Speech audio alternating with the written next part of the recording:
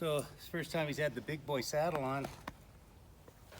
So again, same routine.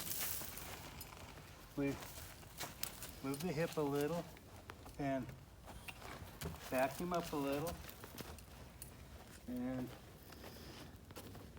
move the hip a little and back him up a little. Let him feel it. And for me, personally, I leave that back cinch kind of hanging.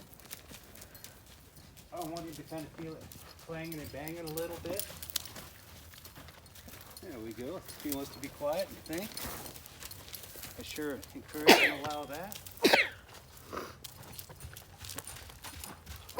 And do a direction change here. Let him feel that cinch kind of banging around down there. Good for him. Let him get used to things. Good boy. Careful you don't get yourself right in front of your colt there.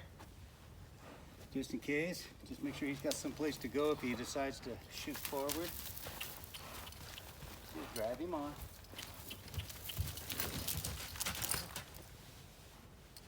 Let him feel that back cinch coming up. Take it up snug enough he can feel it happening. And again, a little bit of hip, a little back up here, please.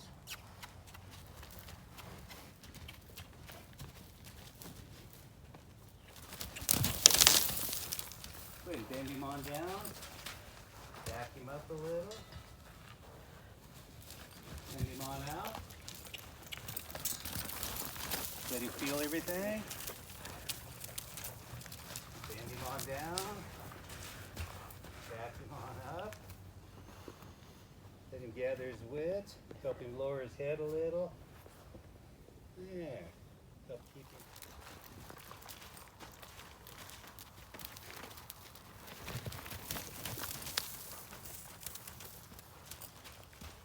Kind of get him stepping sideways a little bit for you.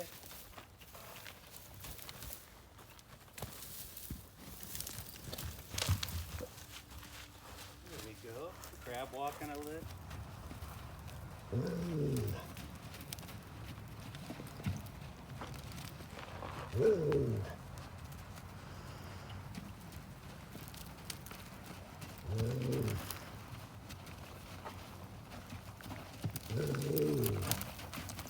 See if you can't get your horse to kind of crab walk a little bit for you.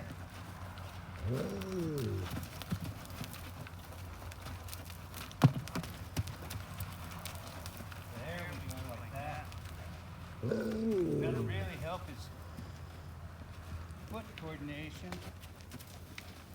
Just like that. Get him kind of crab walking sideways for you. Forward. So the position of the flag starts to mean something to him.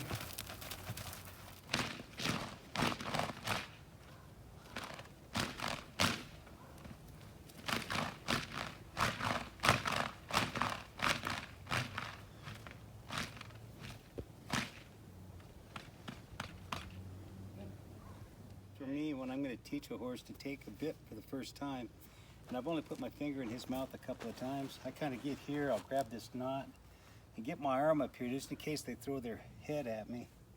I'll turn my face away, and I'll wait till he's settled with his muzzle, and then I slip my middle finger in right here, and I just start working and massaging that tongue there. When his mouth opens up and he accepts me, I just let him out.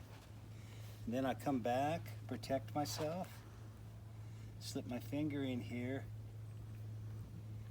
get that mouth working. Then I ask him to bring his face this way and come down just a little bit. Pretty soon, watch what'll happen. He'll start coming over here almost on his own, low and left, almost on his own, looking to get your finger out of his mouth. So then, the first time you go to put a bit in his mouth,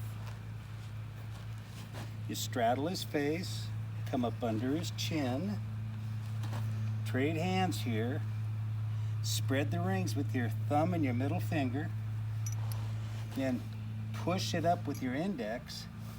Reach over with your middle finger and kind of help him get the bit in his mouth. Let him hold it. Encourage him to come left.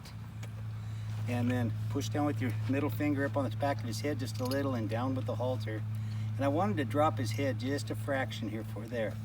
And then just ease it on out. Let him think for a second.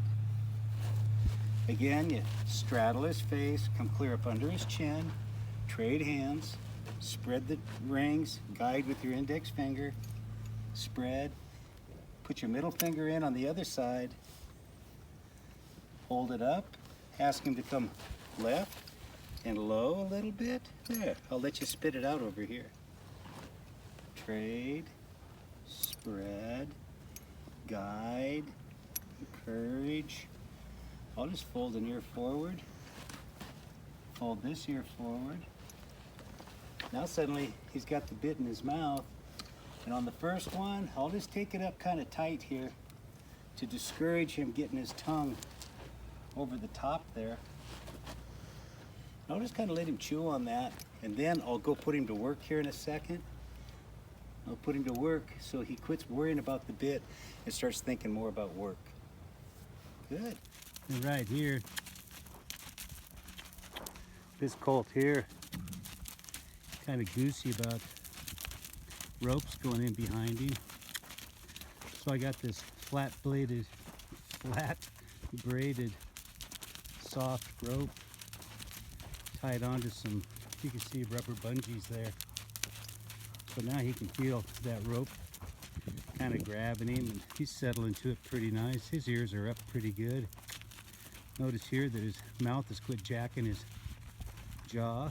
He's set. Just tie that off with some rubber inner tube there so that he can't, pull tight. And if he grabbed it for some reason with his hind legs, he'd have a lot of give.